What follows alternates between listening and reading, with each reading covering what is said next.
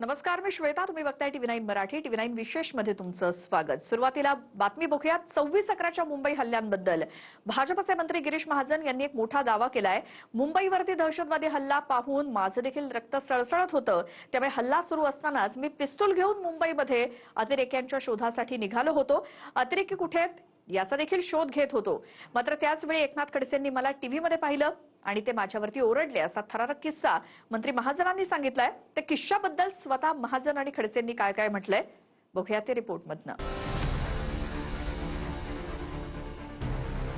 मुंबईवरच्या 26/11 दहशतवादी हल्ल्याच्या वेळेस आपण बंदूक घेऊन अतिरेक्यांना मारायला निघालो होतो, असा मोठा दावा भाजपचे मंत्री गिरीश महाजन यांनी केलाय. मंत्री महाजनांच्या दाव्यानुसार मुंबईवर दहशतवादी हल्ला झाल्याचं त्यांनी पाहिलं. हल्ल्याचं दृश्य पाहून महाजनांचं रक्त सळसळलं.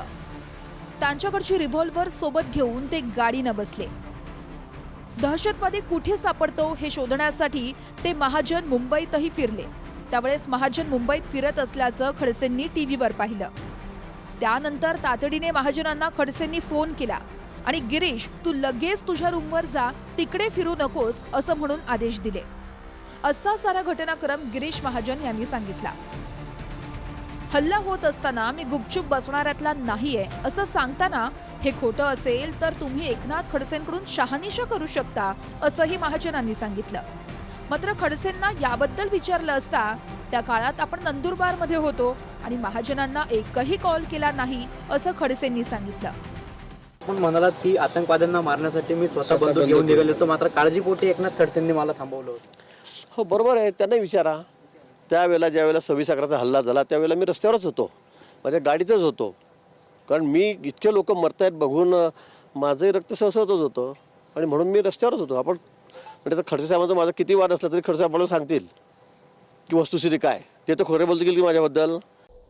मला जर माझी स्मृती ठीक असेल तर मला वाटतं की त्या कालखंडामध्ये गिरीश महाजनांची माझी भेट झाली नव्हती. कारण ज्या दिवशी 26/11ची घटना घडली त्या दिवशी नंदुरबार जिल्ह्यामधील एका ग्रामीण क्षेत्रामधल्या खेड्यामध्ये मुक्कामाला होतो विशेष म्हणजे. आणि ही घटना मला त्यावेळेस ठेवली त्यावेळेस तिथे टी व्ही नव्हता, काही नव्हता. आणि नंतर त्याच कालखंडामध्ये तत्कालीन मुख्यमंत्र्यांचा मला फोन आला, निरोप आला, वायरलेसवर निरोप आला की तुम्ही तत्काळ निघून एक बैठकीचं आयोजन केलेलं आहे. त्यामुळे माझ्याकडं काहीही वाहन नव्हतं. तर त्यांनी संभाजीनगरला एक स्पेशल छोटं विमान पाठवलं होतं आणि त्या विमानाने मी दुसऱ्या दिवशी दुपारी त्या बैठकीला आलो होतो. तितक्या कालखंडामध्ये गिरीश महाजनांची माझी कुठेही भेट फोनवर किंवा समक्ष झाली नव्हती. त्यामुळे पिस्तूल घेऊन गिरीश महाजन गेले होते हे मला काही आठवत नाही. गिरीश महाजन असं म्हणलं की 26/11ला जो हल्ला झाला तेव्हा मी बंदूक घेऊन निघालो होतो अतिरेक्यांना मारायला. दरम्यान महाजन अनेकदा त्यांच्याकडच्या पिस्तूलमुळे चर्चेत आणि वादातही राहिले. पिस्तूल दाखवून ते शोबाजी करतात असाही त्यांच्यावर आरोप होतो. मात्र संकटावेळेस मदतीला धावून जाणं जबाबदारी समजतो. त्यामुळे लोक सोशल मीडियामध्ये मला पिस्तुल्या म्हणत किंवा मग वृक्षतोडीवरून लाकूड तोड्या अशी नावं ठेवत. मला त्यामुळे काहीही फरक पडत नाही असं महाजनांनी सांगितलं.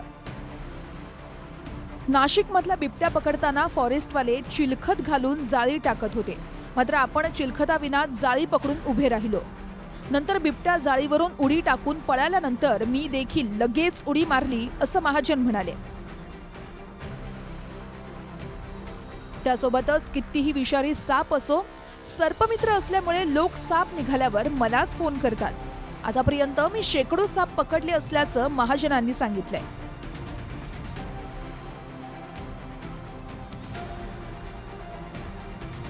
दरम्यान AK-47 रायफल असलेल्या दहशतवाद्यांच्या विरोधात रिव्हॉल्व्हर घेऊन उतरणाऱ्यांमध्ये महाराष्ट्राला आतापर्यंत विश्वास नांगरे पाटीलच माहिती होते, जे सर्व्हिस रिव्हॉल्व्हर घेऊन ताज हॉटेलमध्ये शिरले होते. पण विश्वास नांगरे पाटलांप्रमाणेच गिरीश महाजनही बंदूक घेऊन निघाल्याचं आता समोर आलंय. मात्र खडसेंनी त्यांना परत बोलावलं असा महाजनांचा दावा आहे. पण आपण महाजनांना त्या दिवशी फोनच केला नव्हता असं म्हणत खडसेंनी महाजनांचा दावा खोडून काढलाय. किशोर पाटीलसह रवी गोरे, टीव्ही 9 मराठी, जळगाव.